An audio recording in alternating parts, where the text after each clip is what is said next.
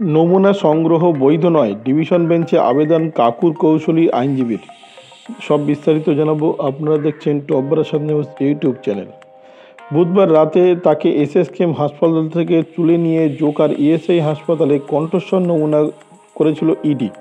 তা করা হয়েছিল কলকাতা হাইকোর্টের বিচারপতি অমৃতা সিনহার নির্দেশে, কিন্তু বৈধভাবে কণ্ঠস্বরের নমুনা নেওয়া হয়নি। এই দাবি জানিয়ে শুক্রবার কলকাতা হাইকোর্টের ডিভিশন বেঞ্চের দ্বারস্থ হয়েছে নিয়োগ দুর্নীতিতে ধৃত সুজয় কৃষ্ণ ভদ্র ওরফে কালীঘাটু কাকুর আইনজীবীরা। এদিন বিচারপতি সৌমেন সেনের ডিভিশন বেঞ্চে কাকুর আইনজীবীদের আর্জি ওই নমুনা যাতে তদন্তে ব্যবহার না করা হয় সেই নির্দেশ দিক ডিভিশন বেঞ্চ। এই ব্যাপারে জরুরি শুনানি আর্জিও জানিয়েছেন তারা। ডিভিশন বেঞ্চ মামলা গ্রহণ করলেও এদিন জরুরি ভিত্তিতে মামলাটি শোনেননি। জেল হেফাজতে থাকা কাকুরা বেসরকারি হাসপাতালে হার্টে অপারেশন হয়েছিল, সেখান থেকে ছাড়া পেয়ে তিনি জেলে ফিরে যান। পরে অসুস্থ বোধ করলে তাকে এসএসকেএম হাসপাতালে ভর্তি করা হয়েছিল। তারপর থেকে এখনও তিনি এসএসকেএম হাসপাতালেই ভর্তি রয়েছেন।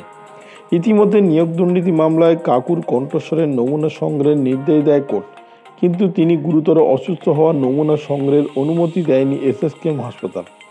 ইডির অভিযোগ, তদন্তে বাধা সৃষ্টি করার জন্যই এসএসকেএমের কাকুর গুরুতর অসুস্থতার কথা বলে যাচ্ছে বারংবার। গত বুধবার নিয়োগ দুর্নীতি মামলার শুনানির পর বিচারপতি অমৃতা সিনহা নির্দেশ দেন ওই রাতেই কণ্ঠস্বর নমুনা সংগ্রহের জন্য কাকুকে জোকা ইএসআই হাসপাতালে নিয়ে যেতে হবে। এরপরেই এসএসকেএম কর্তৃপক্ষ কাকুকে তড়িঘড়ি ইডির হাতে তুলে দেয়। দীর্ঘ 4.5 মাস ধরে আটক থাকা নমুনা সংগ্রহের কাজ মাত্র 4.5 ঘন্টার মধ্যেই মিটে যায়। সেই নির্দেশের বিরুদ্ধে বৃহস্পতিবার ডিভিশন বেঞ্চে গিয়েছিল কাকুর আইনজীবীরা। তবে বিচারপতি সিংহের নির্দেশের প্রতিলিপি দেখাতে না পারায় মামলা গ্রহণ করেননি ডিভিশন বেঞ্চ। এদিন নির্দেশের প্রতিলিপি নিয়েই তারা মামলা দায়ের করেছে। বুধবার রাতে এসএসকেএম হাসপাতাল থেকে তুলে জোকার ইএসআই নিয়ে গিয়ে কণ্ঠস্বরের নমুনা নিয়েছিল ইডি আধিকারিকরা।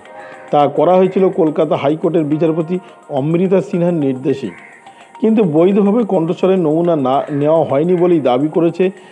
গতকাল শুক্রবার হাইকোর্টের ডিভিশন বেঞ্চের দ্বারস্থ হয়েছিল নিয়োগ দুর্নীতিতে ধৃত সুজয় কৃষ্ণ ভদ্র ওরফে কালীঘাট কাকুর আইনজীবীরা।